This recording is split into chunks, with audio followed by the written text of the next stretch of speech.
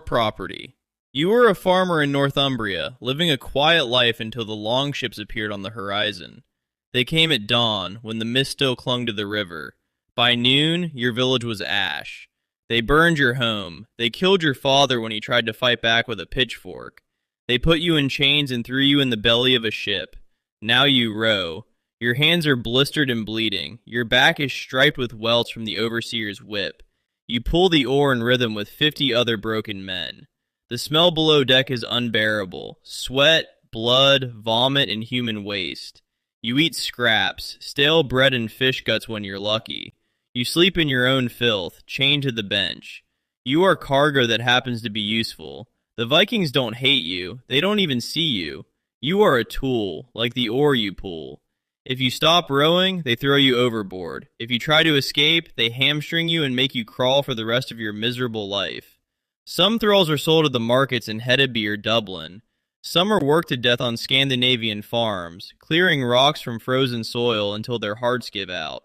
Some are sacrificed to the gods, their blood poured over wooden idols. But a few, a very few, earn something different.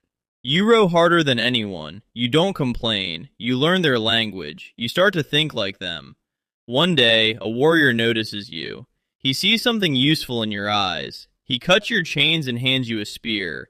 You are no longer property. You are the lowest form of free man. Level 2, the freedman. You have no chains, but you have nothing else either. No family, no land, no reputation. You are a former slave who was granted freedom, probably because your owner died and freed you in his will, or because you bought yourself out through years of labor. You are technically free, but everyone remembers what you were. The stain of slavery never fully washes off. You can't own land. You can't speak at the thing. You can't demand blood price if someone wrongs you. If a free man kills you, your life is worth a fraction of his in compensation. You survive by attaching yourself to a warrior who needs an extra hand. You carry his gear. You set up his tent. You guard the ship while the real raiders go inland. You get the scraps of whatever they plunder. A broken piece of silver, a dented helmet, a blade so rusted it's barely useful. You are invisible during the glory, but visible when there's dirty work. They send you to finish off the wounded after a battle. They make you dig the graves. But you watch everything. You learn how they fight. You learn how they think. You learn which captains are fair and which ones will abandon you the moment things get difficult. And when they need bodies for the next raid, you volunteer. You have nothing to lose. Level 3, the Bondi. You made it. You are a free farmer who owns a small plot of land back home. You are not a professional warrior. You are a part-timer. When the Jarl calls for a raid, you answer because the alternative is shame and poverty. A man who refuses the call is marked as a coward. His neighbors won't trade with him. His daughters won't find husbands. You leave your wife and children with the spring planting and join the ship. You bring your own weapons, whatever your family could afford. Maybe a spear and a hand axe. Maybe a shield your grandfather made. Its paint faded, but its wood still strong. You stand in the shield wall with men who have been doing this for 20 years. You are terrified. The professionals can see it in your eyes. They put you in the second row where you're less likely to die immediately. Your job is to push. When the front row locks shields with the enemy, you brace your shoulder against the man in front of you and shove with everything you have. If he falls, you step forward and take his place. Your first battle is chaos, blood everywhere, screaming, the clash of metal. You barely remember what you did, but somehow you survived. If you survive your first raid, you go home with enough silver to buy an extra cow. If you survive 5 raids, people start to respect you. If you survive 10, you might become something more. Level 4, the Drenger. You are now a warrior of reputation. The word Drenger means a bold, valiant man. It means you have honor. You have proven yourself in multiple raids. You have kills to your name. You have scars that tell stories. The long one across your forearm, that was from a Saxon soldier in East Anglia. The puckered wound on your thigh, that was an arrow in Ireland. When you walk into the mead hall, men make room for you. When you speak of the thing, people listen. You are still not rich. You still farm your land between raids, but you have status. Skalds mention your name in their verses. Young men want to join your rowing bench, because riding with the Drenger means glory. You have your own war gear now. quality stuff taken from enemies or bought with plunder. A good sword, pattern-welded steel that sings when you swing it. A mail shirt that weighs 30 pounds but moves like a second skin. A helmet with a nose guard and eye protectors. You are invited to join the inner circles. The Jarl knows your name. He calls on you personally when he needs something difficult done. Something requiring discretion and violence in equal measure. You are building a legacy. But you want more. Level 5, the Herdman. You have been chosen. You are now part of a lord's personal war band. The herd is the inner circle, the professional soldiers who serve a jarl or king year-round. You don't farm anymore. You live at your lord's hall. You eat his food. You wear his colors. You are on call every moment of every day. If he wakes at midnight and wants to ride somewhere, you saddle the horses. If someone insults him at a feast, you are the one who handles it, with words first and steel if necessary. You train constantly. Sword drills at dawn, shield formations in the afternoon, wrestling and archery in the evenings. You are part of a brotherhood. These men will die for you, and you will die for them. You have sworn oaths together, bled together, killed together. The herd moves as one. When your lord goes to war, you are the spear tip. You don't stand in the back pushing. You are the front row. You are the first through the breach in the monastery wall. You are the men who make other men afraid. In return, you get the best plunder. You get gold arm rings that mark your status, heavy bands of twisted metal that show the world who you serve. You get first choice of captured slaves and weapons. You are no longer a seasonal raider. You are a professional killer. Level 6, the Berserker. You are feared by everyone, including your own side. The Berserks are the shock troops, the ones who go first, the ones who don't come back the same. Before battle, you enter a trance. Maybe it's mushrooms, the ones that grow in the forest where the spirits live. Maybe it's ritual chanting, hours of building fury until your vision narrows to a red tunnel. Maybe you were just born wrong, with something missing or something extra in your skull. You feel no pain. You feel no fear. You bite the rim of your shield until your mouth bleeds. You howl like a wolf. Some berserkers fight without armor, trusting the gods to protect them. Some wear wolf skins or bear pelts, becoming the animal in their minds. When the shield walls meet, you are the one who charges ahead alone. You don't wait for formations. You crash into the enemy line like a mad dog, swinging with both hands, taking wounds that would drop a normal man. You fight with a savagery that terrifies seasoned warriors. Men run from you. That's your value.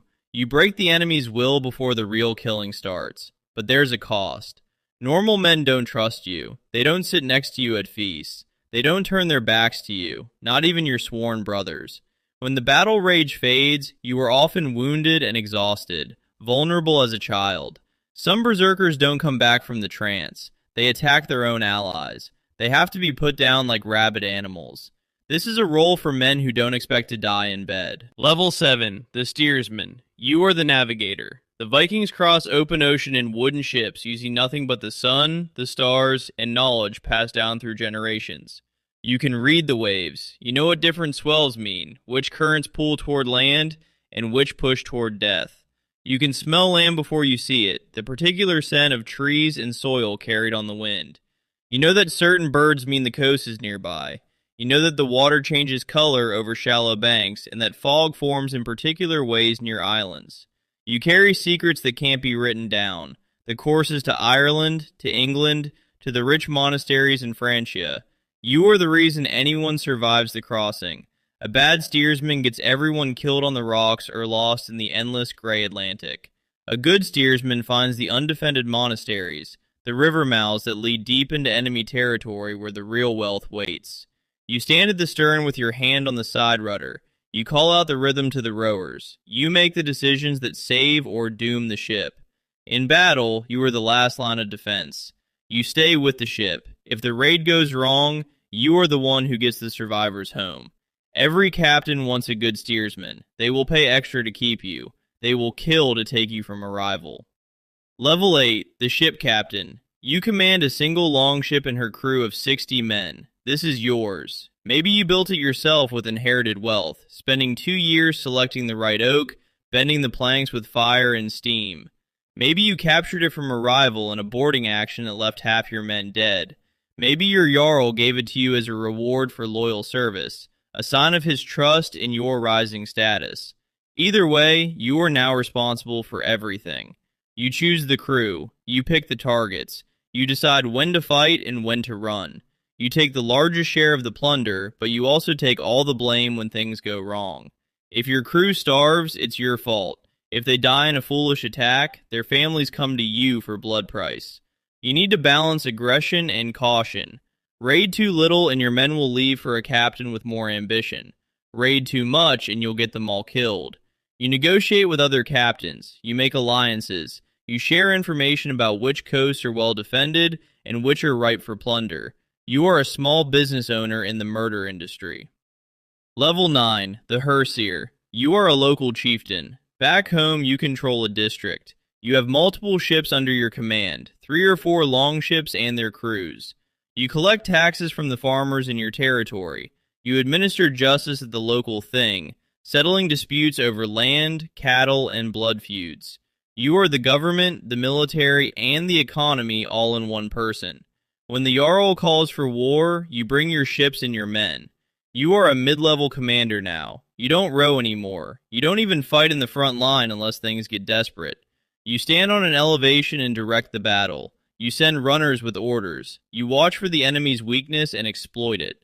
Your job is logistics as much as combat. You make sure there's food and water. You make sure the plunder is divided fairly so there are no mutinies. A crew that feels cheated will slit your throat in the night. You are building a power base. The Jarls watch you carefully. If you become too strong, you're a threat. If you stay too weak, you're useless. You need to be exactly strong enough to be valuable, but not strong enough to be dangerous. Level 10, the Jarl. You're the Earl. You control a region, maybe an entire coastline. You have dozens of ships, hundreds of warriors sworn to your service. You wear gold, heavy chains around your neck, arm rings that reach your elbows, a sword with a jeweled pommel. You marry your daughters to kings. Your word is law in your territory. When you raid, you don't attack fishing villages. You attack kingdoms. You negotiate directly with enemy monarchs. They pay you tribute just to make you go away. The Danegeld, they call it in England. Thousands of pounds of silver handed over because fighting you is too expensive. You sit in a great hall, surrounded by your herdmen. The hall is massive, 100 feet long, with carved pillars and tapestries on the walls. Skalds compose sagas about your victories. You host feasts that last for days, where whole oxen are roasted and mead flows like rivers. But you are also constantly under threat.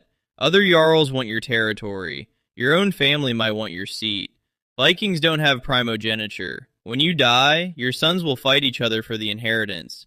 You have to manage a web of alliances, marriages, and threats. You have to know when to fight and when to pay. You have to be generous enough to keep your warriors loyal, but not so generous that you empty your treasury. Level 11, the King, Konungur. You united the Jarls under one banner, maybe through war, crushing them one by one until they bent the knee, maybe through marriage, weaving a web of blood ties that made resistance impossible, maybe through sheer charisma and a vision of something larger than petty coastal raids. You are the High King. You don't raid anymore, you conquer. You land an army on foreign shores and you don't leave. You take the throne itself. Canute took England and Denmark and Norway, ruling an empire that stretched from the frozen north to the green fields of Wessex. Rollo took Normandy and founded a dynasty that would conquer England again a century later. Rurik took the land that would become Russia, planting Norse blood in the steppes. You build a dynasty. Your children will marry into the royal houses of Europe. Your grandchildren will be kings and queens of nations that don't exist yet. You have transcended raiding. You have become legitimate. The monks who once cowered at the sight of your sails now write prayers for your health. The Pope sends you letters. But legitimacy has a price. You can't be the wild raider anymore. You have to enforce laws, even against your own people. You have to convert to Christianity to gain acceptance. You have to become what you once destroyed. And in your private moments, drinking alone in your stone castle far from the sea, you remember the salt spray on your face and the weight of an oar in your hands. You remember the freedom of being nobody, of having nothing to lose. That man is gone. You are a king now, and kings die in their beds, surrounded by priests and plotting relatives, wondering if the Valkyries even recognize them anymore. Level 12, The Legend. You are no longer alive, but you will never die. The Skalds sing of you centuries after your bones turn to dust. Ragnar Lothbrok, who raided Paris and was thrown into a pit of serpents. Ivar the Boneless, who conquered kingdoms from a litter because his legs wouldn't carry him. Harald Hardrada, the last great Viking king, who died at Stamford Bridge reaching for a crown that slipped through his fingers. Your name has become a story that parents tell their children. Your raids have become myths, exaggerated with each retelling until you killed dragons and challenged gods. You are part of the cultural DNA of an entire people. When a young man picks up a sword for the first time, he dreams of being you. This is the Viking afterlife. Not Valhalla, not really. Valhalla is for the faithful. But the legends, the true legends, they get something better. They get immortality through reputation. Every time someone speaks your name, you live again. Every time a saga is performed in a mead hall, you walk among the warriors. You raided coasts 1,000 years ago, and people still remember. You won. Not the battles, though you won those too. You won the only war that matters, the war against being forgotten. Your life was blood and salt and fire. Your death was just the beginning of your story.